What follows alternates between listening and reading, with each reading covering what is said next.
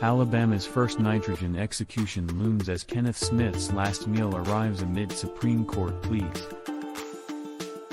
6 p.m., Kenneth Smith's nitrogen execution begins, but concerns linger about its painlessness. Unsettled execution method prompts fears of complications as lawyers seek intervention. Alabama's readiness questioned as lawyers fear mask may prolong execution, causing suffering. Courts greenlight execution despite concerns, adding complexity to Kenneth Smith's case. Trump's brief testimony defies judges' rules on sexual assault allegations, leaving courtroom tensions high. In under 3 minutes, Trump breaks court rules by calling sexual assault allegations a false accusation. Trump leaves the courtroom bristling after defying limits set by the judge in E. Jean Carroll's defamation trial. Despite short testimony, Trump goes beyond allowed questions, declaring, "This is not America."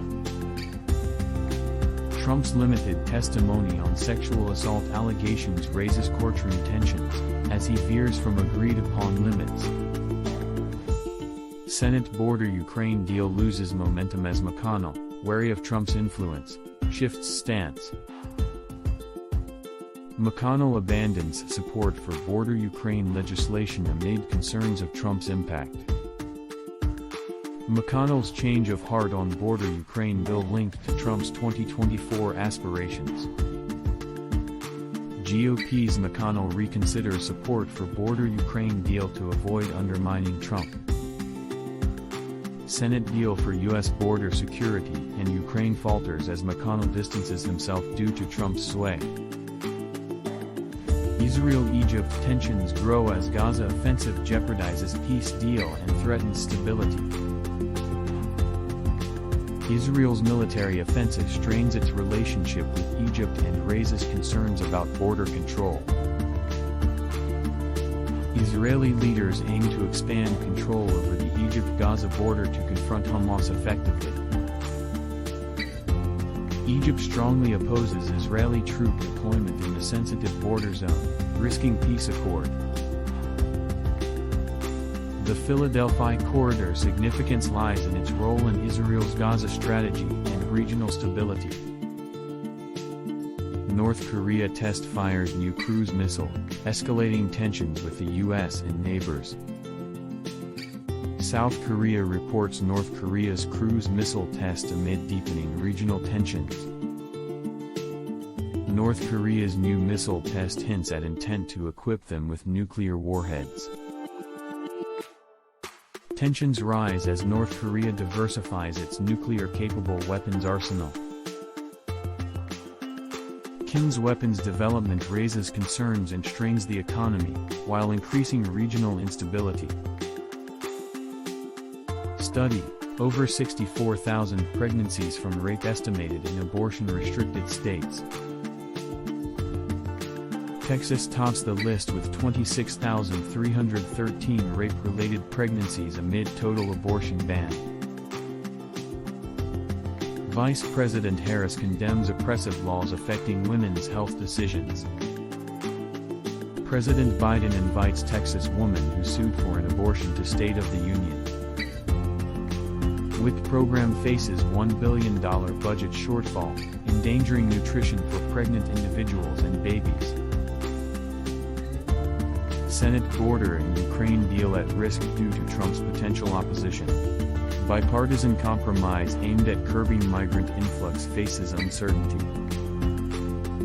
McConnell acknowledges Trump's opposition but doesn't abandon the deal. Border and Ukraine aid package still in progress, despite political challenges. Concerns that failure to pass border policy could have political consequences. In Gaza City's crowded streets, a massive humanitarian aid distribution turns tragic as Israeli troops open fire, killing at least 20 Palestinians and injuring dozens. Tensions escalate. At Shifa Hospital, overwhelmed by casualties, wounded Palestinians recount the horrifying moment when Israeli troops fired into the aid-seeking crowd. International aid agencies struggle to respond as the conflict hampers aid delivery in northern Gaza, where hundreds of thousands face starvation. The situation is dire.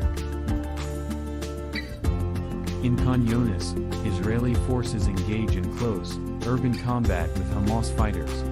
The fighting forces thousands to flee, including new mothers and infants seeking safety.